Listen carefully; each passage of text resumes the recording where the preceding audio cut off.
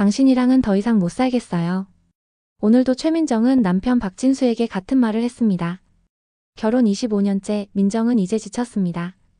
진수는 소파에 비스듬히 누워 TV를 보며 코웃음을 쳤습니다. 또 시작이네. 이혼? 좋아. 근데 건물 절반은 내 거야. 7억 5천은 줘야지. 민정의 손이 떨렸습니다. 자신이 15년 동안 악착같이 모아서 산 건물을 남편이 절반 달라고 합니다. 한 푼도 보태지 않은 남편이. 민정은 30살에 진수를 만났습니다. 당시 진수는 중견기업 과장으로 월급이 300만 원 정도 나왔습니다. 괜찮은 직장인이었습니다. 민정은 작은 미용실을 운영하며 한 달에 200만 원 정도 벌었습니다. 결혼 후 민정은 미용실을 더 키웠습니다. 새벽 6시에 일어나 밤 10시까지 일했습니다. 손님들이 늘어났고 직원도 3명으로 늘렸습니다. 한 달 수입이 500만 원이 되었습니다. 진수의 월급보다 많았습니다. 그때부터였습니다. 진수가 변하기 시작한 게 여자가 돈을 그렇게 많이 벌면 남편 기죽어. 민정이 저녁 준비가 늦으면 진수는 화를 냈습니다. 돈 좀 벌었다고 집안일은 내팽개치냐?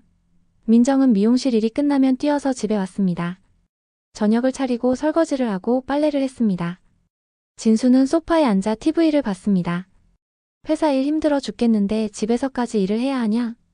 민정은 10년 동안 악착같이 돈을 모았습니다.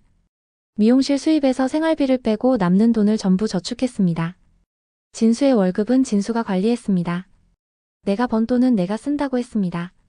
민정은 아무 말도 하지 않았습니다. 자신이 번 돈으로 저축하면 그만이었습니다. 10년 후 민정의 통장에는 3억 원이 모였습니다. 어느 날 민정은 부동산에서 좋은 매물을 받습니다. 강남역 근처 오래된 상가 건물이었습니다.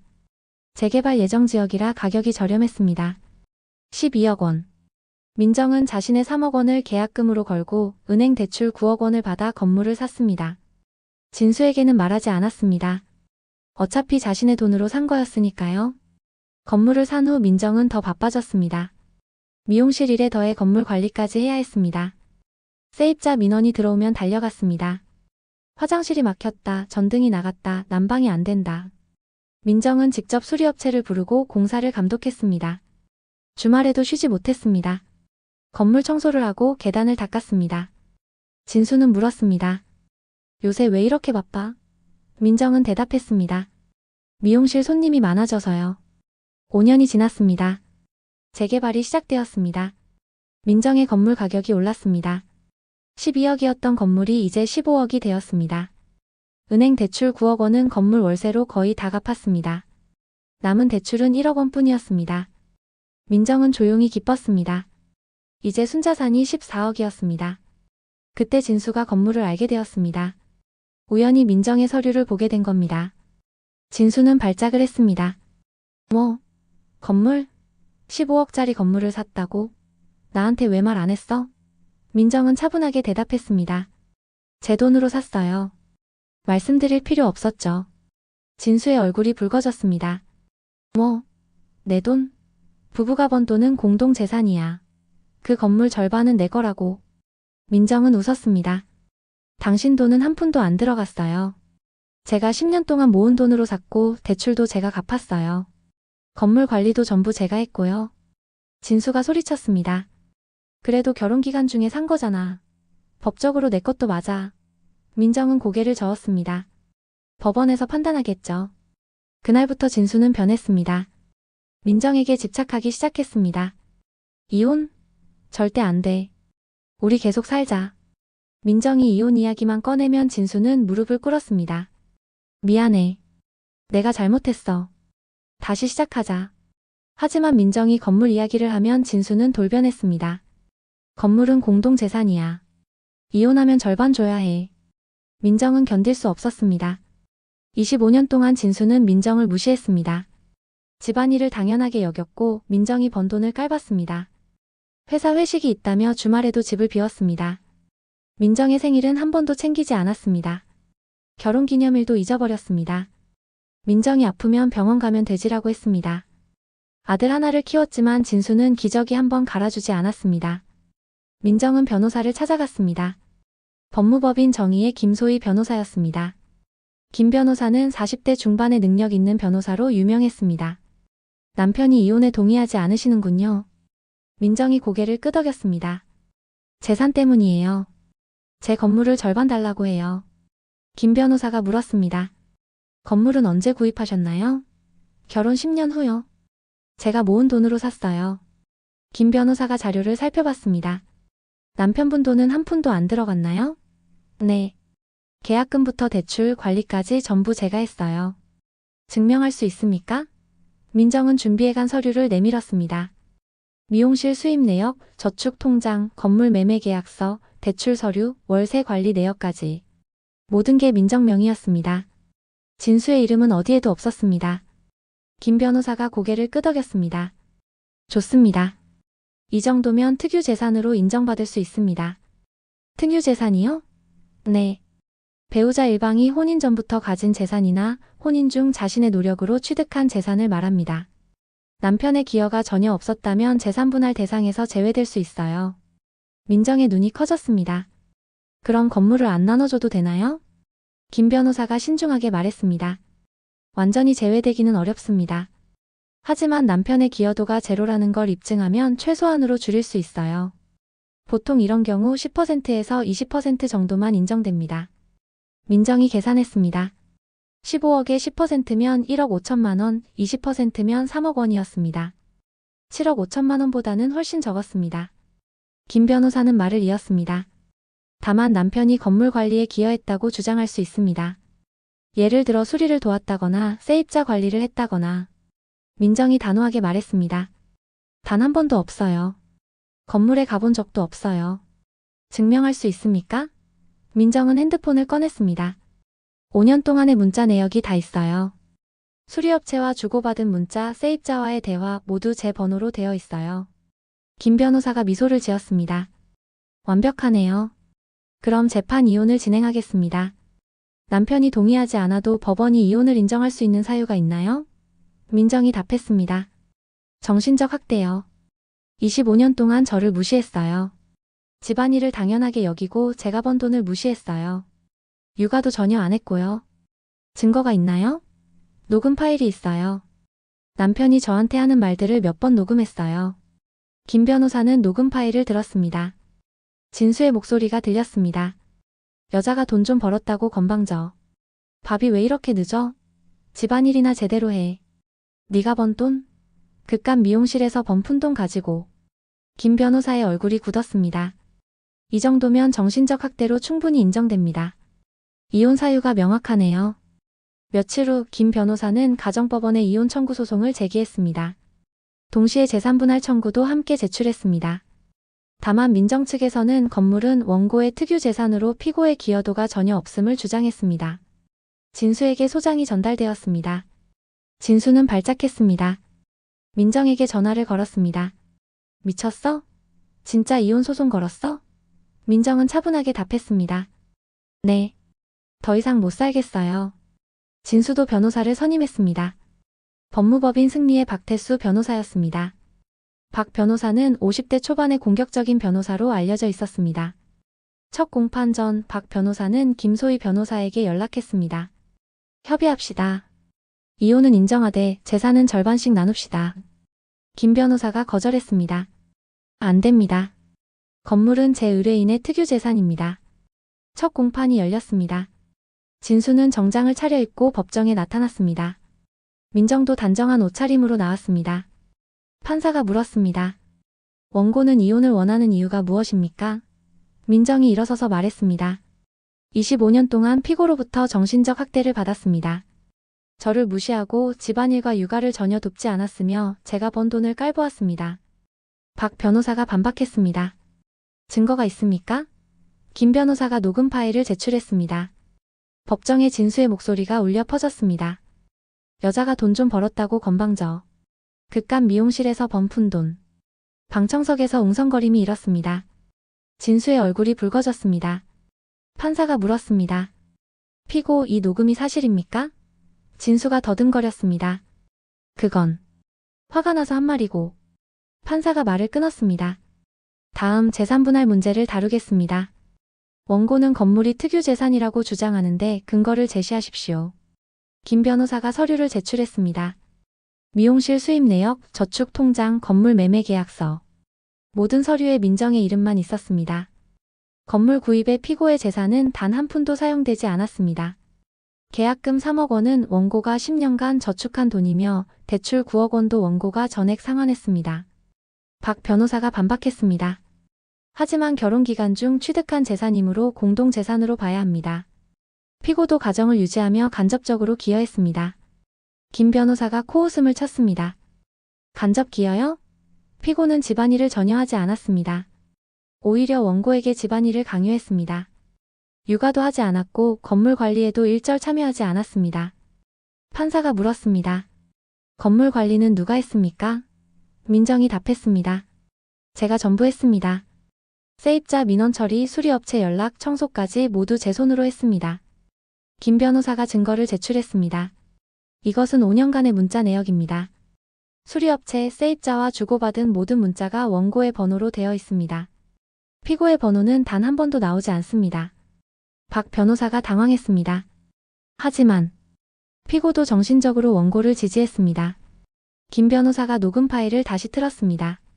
그깟 미용실에서 번 푼 돈. 법정이 조용해졌습니다. 판사가 진술을 바라봤습니다. 피고, 건물 관리에 어떤 기여를 하셨습니까? 진수가 입을 열었습니다.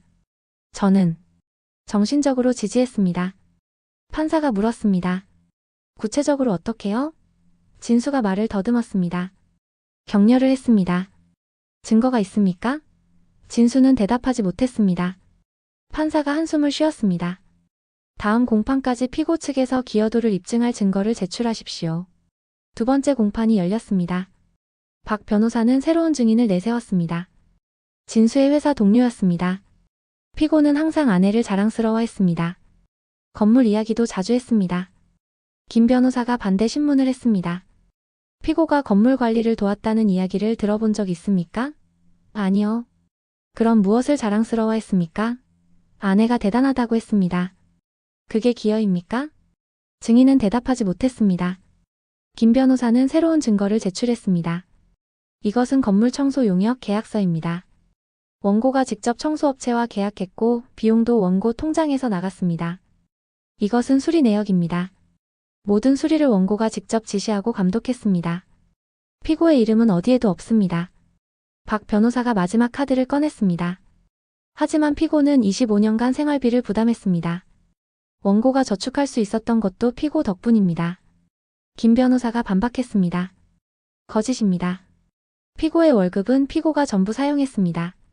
생활비는 원고의 미용실 수입에서 나갔습니다. 증거로 통장 내역을 제출했습니다. 진수의 월급은 진수 통장으로 들어와서 진수 카드로 전부 빠져나갔습니다. 생활비, 공과금, 식비는 모두 민정 통장에서 나갔습니다. 법정이 술렁거렸습니다. 판사가 진수를 바라봤습니다. 피고 본인의 월급은 어디에 사용하셨습니까? 진수가 답했습니다.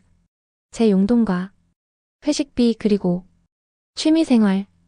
판사가 물었습니다. 가정생활비에는 기여하지 않으셨습니까? 진수는 고개를 숙였습니다. 세 번째 공판에서 판사는 판결을 내렸습니다. 먼저 이혼 청구를 인용합니다. 피고의 지속적인 정신적 학대가 인정되며 혼인관계가 회복 불가능할 정도로 파탄되었다고 판단됩니다. 민정은 안도의 한숨을 쉬었습니다. 판사는 계속했습니다. 재산분할에 대해서는 문제의 건물은 원고의 특유재산으로 인정합니다. 법정이 조용해졌습니다. 판사가 말을 이었습니다.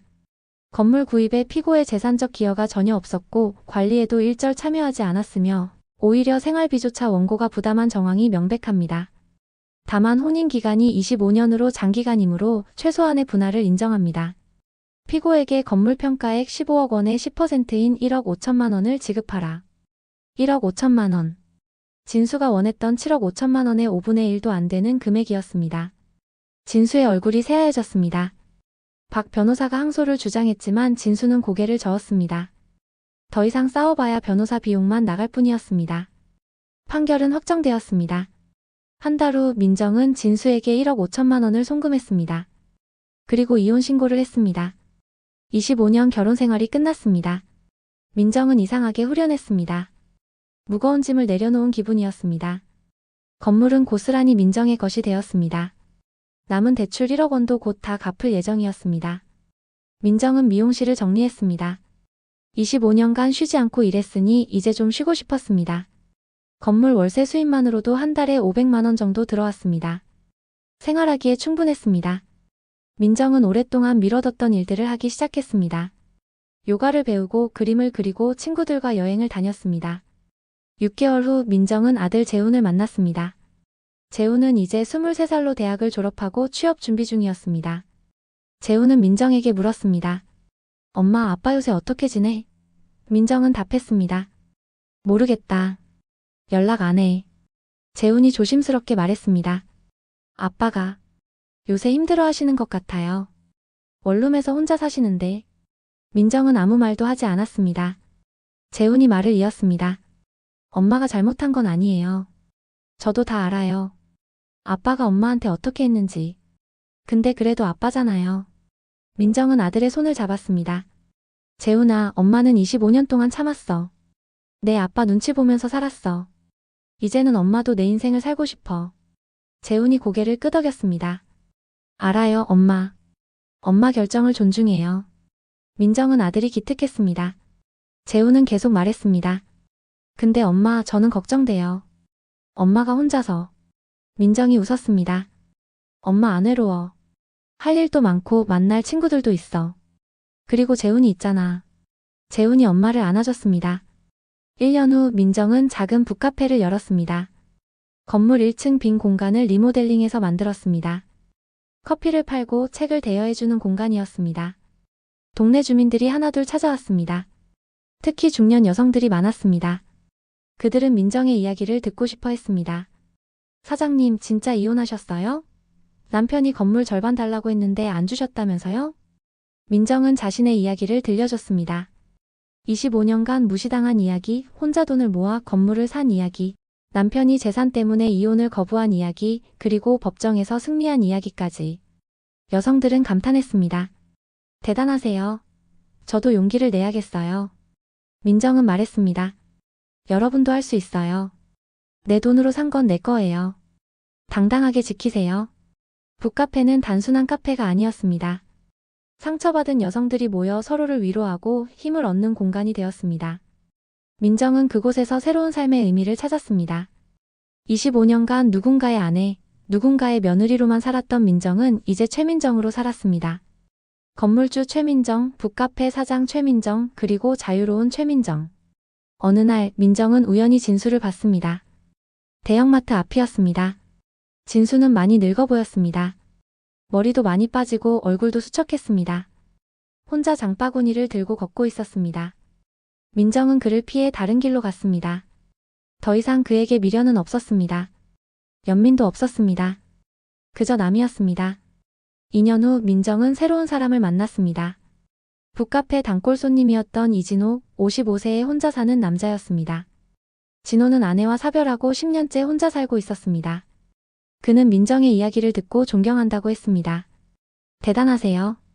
스스로 일어서신 거잖아요. 민정은 진호와 천천히 가까워졌습니다. 진호는 진수와 달랐습니다. 민정을 존중했고 민정의 의견을 물었습니다. 카페 일을 도와주겠다고 했고 실제로 주말마다 와서 청소를 도왔습니다. 민정은 조심스러웠습니다. 저 건물 있어요. 15억짜리. 진호가 웃었습니다. 알아요. 대단하시죠. 근데 그게 뭐 어때서요? 그건 민정 씨 거잖아요. 민정은 그 말에 울컥했습니다. 25년 만에 처음 들어보는 말이었습니다. 3년 후 민정과 진호는 재혼했습니다. 재산 분리를 명확히 하고 서로의 독립을 존중하는 조건으로. 민정은 건물을 지켰고 북카페도 계속 운영했습니다. 진호는 자신의 작은 사업을 하며 민정을 응원했습니다. 두 사람은 서로에게 짐이 되지 않으면서 함께 행복했습니다. 민정은 카페 창밖을 바라봤습니다. 봄볕이 따스했습니다. 벚꽃이 흩날리고 있었습니다.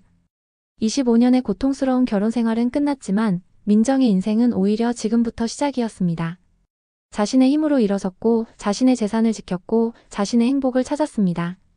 건물주 아내를 무시하던 남편은 지금 어디서 무엇을 하고 있을까요? 민정은 더 이상 궁금하지 않았습니다. 중요한 건 자신의 삶이었습니다. 그리고 민정은 당당하게, 자유롭게, 행복하게 살고 있었습니다.